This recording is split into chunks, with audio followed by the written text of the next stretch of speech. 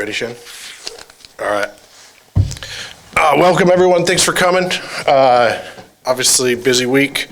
And obviously, we still have some work to do, but I want to thank Wes, Phil, Paul, our front office for all the work to get us here to this point. And obviously, want to start by thanking De'Aaron, Kevin, and Jordan for their contributions to us. We all know what De'Aaron's meant to this franchise for the last 7-8 years. Some incredible moments. Kevin, obviously, also a part of the original Beam team and breaking the playoff drought. So wish them the best. Jordan, his time here a little shorter, but great to get to know him. He's going to have a bright future in this league as well. So thank you to them. On the flip side, we're excited to welcome Zach and Ceedee here. I think Zach's, time in the league speaks for itself. Multi-time All-Star.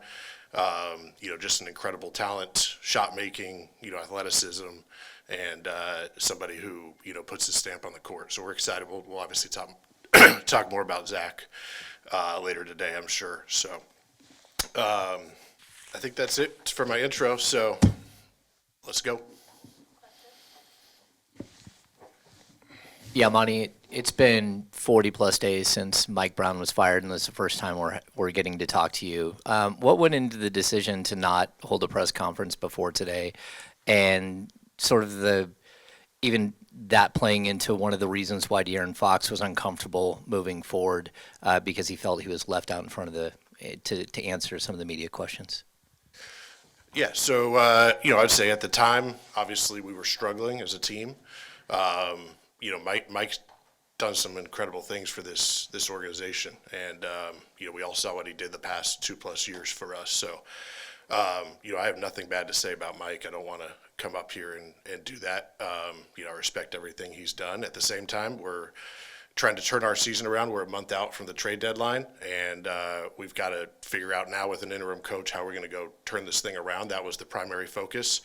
I knew I'd come up here and speak to you guys at some point, but that was, it was all hands on deck for that. And so far, we've gotten ourselves back into the mix. So, I think we obviously have some more work to do there.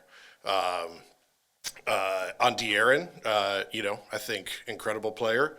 At the same time, we've offered multiple extensions. That's been public. And, in addition to public and private conversations that happened before that decision on the coaching change. So, I think, I'll speak more on that. But, for us, it became clear that there was no pathway there for a long-term agreement. And so that's also why we're here today. Monty, I would just like to, say this. I asked this question, because, yes, it's been way out since December 28th, since we spoke. Since the firing of Mike Brown, many of us who was in that gym, spoke to him. And then the next thing you know, he's going to the airport. He gets a message that he's separated, from this organization. As far as full respect, due respect, why did it take so long for you to come out and just say, hey, this is what we did and this is why we did it and we're moving on? Why did it take that long? Yeah, I think as I just answered there, we were focused on the team at that point and turning the season around, and that was at that time that was what we were focused on. It wasn't in the best interest of the media, to get some type of feedback. Yeah, understand. From where you're coming from. Next question. Monty, how was Fox consulted at all or talked to, or any of the players talked to at all about the decision to move on from Mike? And do you feel that had a impact on ultimately an agreement not being able to be made or a separation happening between the organization and De'Aaron?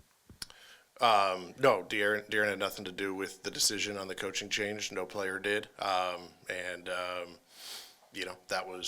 That was the decision that I made, that the organization, as we discussed, obviously came to, but no players, no.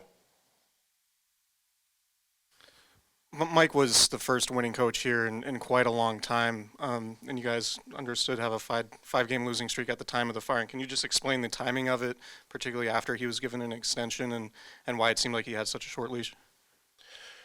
Yeah, obviously we had, I think, high expectations coming into the season, for a variety of reasons.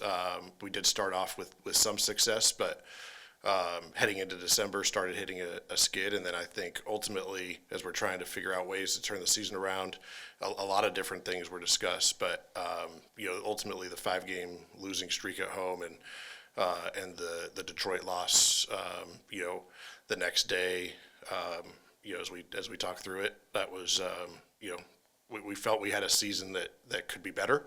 And, that was the choice we made at that time. That was the thing that, that we could push to.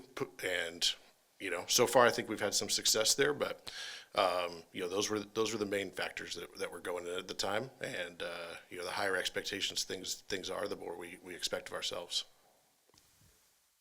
Hi, Monty. On the De'Aaron front, you guys obviously make a choice to do it now versus the summer. I just wonder, from the group standpoint, when did that start to become more real, and what was your calculus on, that idea that do we ride this out and see how the rest of the year goes? Market-wise, what kind of intel and information and insight can you share about, doing it now versus doing it later? Yeah. I mean, really, I think anytime, a player of that caliber, you get closer to the end of the contract. We've offered extensions, as we talked about. Anytime there's a transaction window, we revisit, how do we handle this? And I think at this point, with, a year and a half left, we decided, with the public and private indications we were getting, that this was the time to at least explore the market. At the same time, I think we got, a return we're excited about, and so that's why we pulled the trigger. Monty, Monty, during media day, I specifically asked you about roster balance, specifically with length. You pointed to McDaniels and Len as two players that provided length. McDaniels, of course, did make it at training camp. Len has had multiple DNPs, isn't getting significant minutes, as you would say. Do you still have a plan to address the length issues that you guys have within this roster imbalance? Yeah, certainly. Something we're looking to do.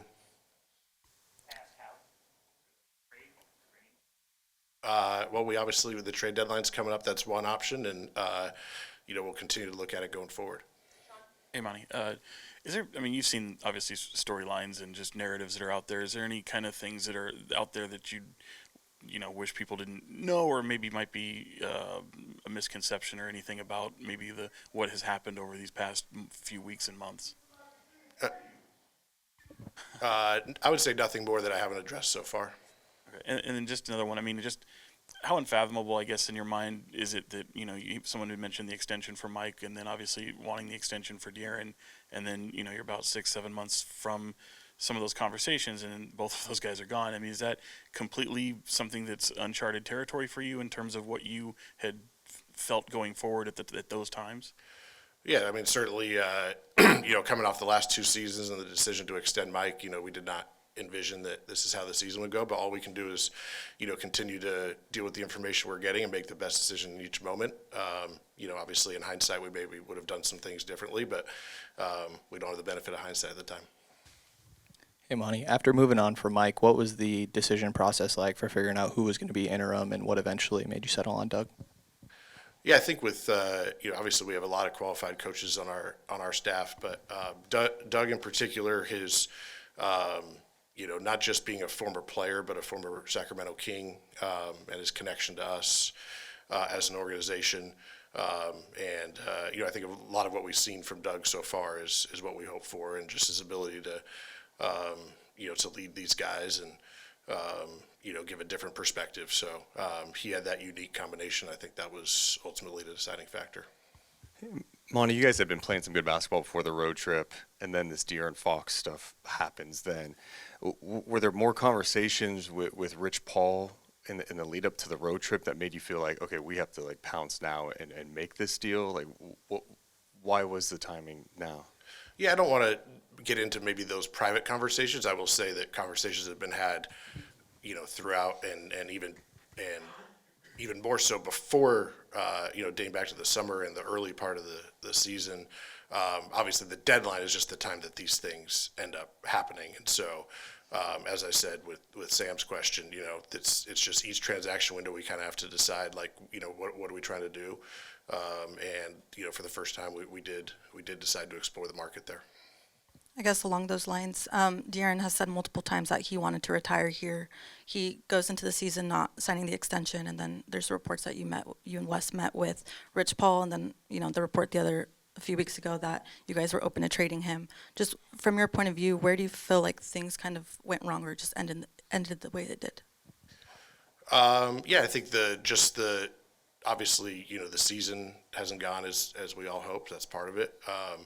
At the same time, I think, we did explore ways to have De'Aaron stay here, and it was made clear that wasn't going to happen, so we moved on. Monty, in regards to Mike, was it simply just wanting a new voice, or were there specific things you can share that he wasn't doing that maybe you guys were looking for him to do? Like, what's maybe a little more insight into, like, the reason that you guys weren't happy with him anymore? Yeah, I mean, ultimately, I think it was just the results, of the season, and specifically the way that we played in that homestand.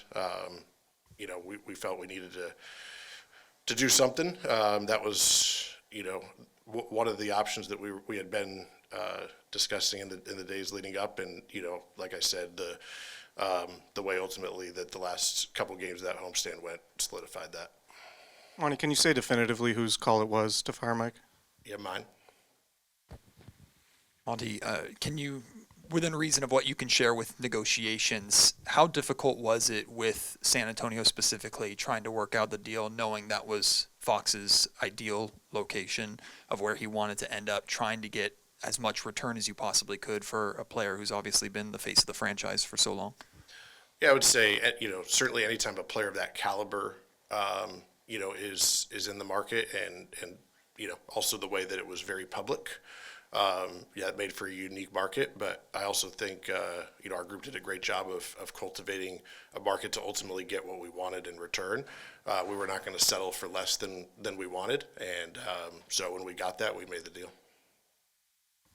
Monty, 2 years ago, you won Executive of the Year. Do you think from that moment to where we are today that you've done everything in your power to provide the support for whether it be Mike Brown or De'Aaron Fox on the court with players to make this thing work? And going forward, Zach LaVine is going to face the same issue that De'Aaron did of the length and athleticism at the wings. Is there a way to address some of those issues now? Yeah, I would say two things, James. One is, from where we started to where we are, I think we've had a lot of success. We're in our third straight winning season, after whatever it was, 15, 16 without. At the same time, we haven't won enough for our expectations as they've gone up following, our playoff year. And ultimately that all falls on me. And so, I'm tasked with getting us to the playoffs, and that's what I keep trying to do. Up to you guys, how good that's been. Kind of along those lines, I guess, this might take me a minute to get through. Just wondering how you view this going forward. You talked about not seeing a pathway long-term with Fox, and here you are getting ultimately what I would imagine in your mind was the best deal that you could possibly get for him. Does this feel like a step back from the vision that you had? Does this feel all that removed from maybe the pathway that you wanted, and just kind of how that relates to competition going forward in terms of maybe what you feel this team is capable of? Yeah, certainly not linear. How we've gotten there never is. I think following the 23 season, we had hopes that the core could continue to ascend. Obviously, at this point we've gone in a different direction. At the same time, Zach is an incredible player. I think we have a lot of talent on this team. The West is tough, but we're competing with some of the best teams in that conference. On the flip side, this is one of the first times, in my career that I've had plus first round picks, and we got some very high value picks in return in addition to a really good player. And so that's just going to give us more opportunities down the road to continue to improve this team, get where we want to go. Thank you.